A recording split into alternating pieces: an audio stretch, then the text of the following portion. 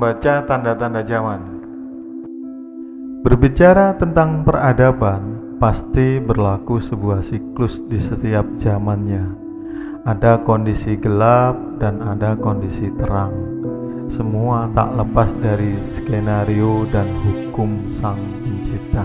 Kita semestinya bisa menyadari hal ini untuk memahami bagaimana kondisi kita sekarang.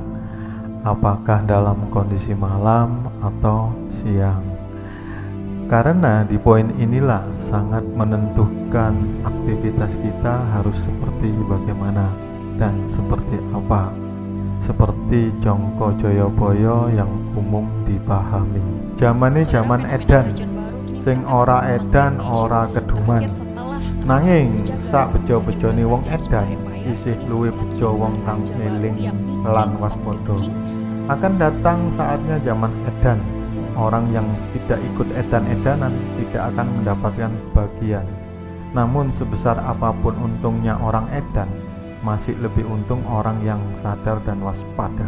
Bangsa Nusantara merupakan bangsa yang memiliki latar belakang sejarah yang kuat. Banyak leluhur hebat yang mampu membaca kondisi bangsa dalam sebuah kejayaankah atau dalam kondisi keterpurukan. Banyaknya nubuah atau ramalan yang sudah tersampaikan dalam membaca kondisi atau tanda-tanda zaman. Sekali lagi perlu disadari, untuk bisanya kita membaca kondisi ini, baik kondisi alam maupun kondisi sosial. Jongko Joyoboyo meramalkan kondisi 500 tahun setelahnya.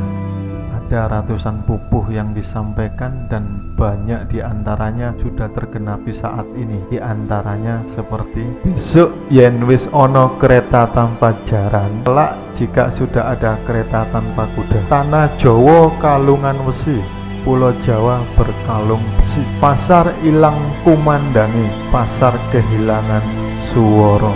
Tukang mangan suap saya ndrodro, pemakan suap semakin merajalela. Hukum agomo dilanggar, hukum agomo dilanggar. Pangkat dadi pemikat, pangkat menjadi pemuka. Wong wadon lacur ing ngendi-ngendi, perempuan lacur di mana-mana. Akeh ibu podo ngedol anake, banyak ibu menjual anak. Akeh pangkat sing jahat lan ganjil, banyak pejabat jahat dan ganjil. Wong wadon nganggo pakaian lanang, orang perempuan berpakaian lelaki. Akeh janji ora ditetepi, banyak janji tidak ditetepati. Akeh wong wani nglanggar sumpahe dhewe, banyak orang berani melanggar sumpah sendiri. Iku tandane yen wong bakal nemoni wolak-walike jaman. Itu bertanda orang akan mengalami zaman bolak-balik. Selain itu juga, jika kita belajar dari sejarah para rasul Tuhan dalam mengenapi zaman pun mengajarkan hal yang sama. Adakah kita mau mengambil pelajaran?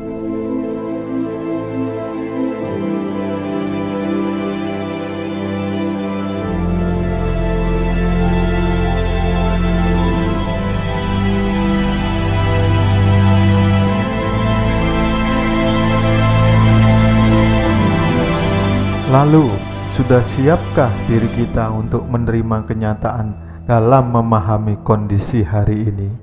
Seperti dicontohkan dalam karakter Tuhan dalam mengatur alam, sebagai kitab besar dalam Dia memperlihatkan hukum kasih dan sayangnya, bahwa waktu tidaklah linier atau dalam satu garis yang lurus, bukan. Liniernya ada dalam kondisi alam, gelap dalam kondisi alam. Sangat mempengaruhi kondisi makhluk yang ada di atasnya. Makhluk hewan malam berbeda dengan hewan dalam kondisi siang, termasuk mempengaruhi cara berpikir dan kondisi sosial manusia. Kondisi gelap akan melahirkan pemimpin yang tidak memahami nilai-nilai universal, atau dalam bahasa kitab dikatakan zolim.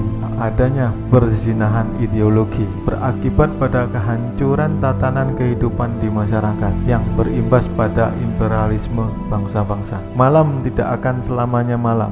ia akan berganti pada kondisi terang sebagai simbol ilmu atau cahaya yang memberi pencerahan dalam melahirkan pemimpin yang adil dan bijaksana, perbaikan kondisi nasional, bergantinya sistem kepemimpinan dunia, terciptanya kepemimpinan dunia baru, Toto, Titi, Tentrem, Kerto, Raharjo, dadi kiblatin dunya.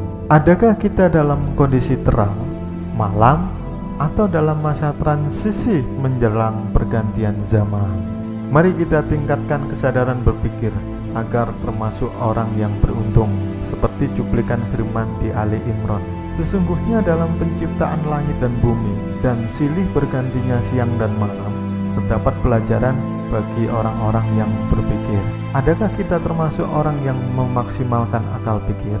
Ali Imran ayat 103. Dan berpegang teguhlah kamu semuanya pada tali agama Tuhan, dan janganlah kamu bercerai-berai, dan ingatlah nikmat Tuhan kepadamu kepada kamu dahulu, masa jahiliyah bermusuhan, lalu Tuhan mempersatukan hatimu, sehingga dengan karunia-Nya kamu menjadi bersaudara. Sedangkan ketika itu kamu berada di tepi jurang neraka, lalu Tuhan menyelamatkan kamu dari sana. Demikianlah Tuhan menerangkan ayat-ayat-Nya kepadamu agar kamu mendapatkan petunjuk.